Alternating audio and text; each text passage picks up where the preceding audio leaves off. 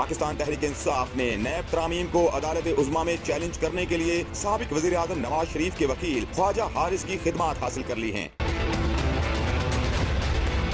تحریک انصاف نے اس خبر کی تصدیق کی ہے۔ خواجہ حارث نے آئین کے آرٹیکل 184(3) کے تحت نیب ترامیم کے خلاف آئینی درخواست دائر کی تھی۔ گزشتہ سماعت پر سپریم کورٹ نے chairman P T I Imran Khan کے وکیل کو تمام دلائل مکمل کرنے کی ہدایت کی تھی۔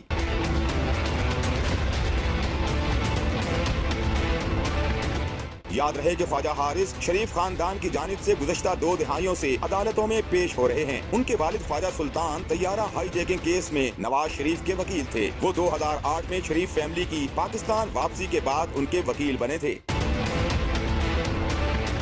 سابق وزیر اعظم اور پی ٹی آئی کے چیئرمین عمران خان نے حکومت کی جانب سے قومی احتساب بیورو میں کی جانے والی ترامیم کو سپریم کورٹ میں چیلنج کرنے کا اعلان کیا تھا۔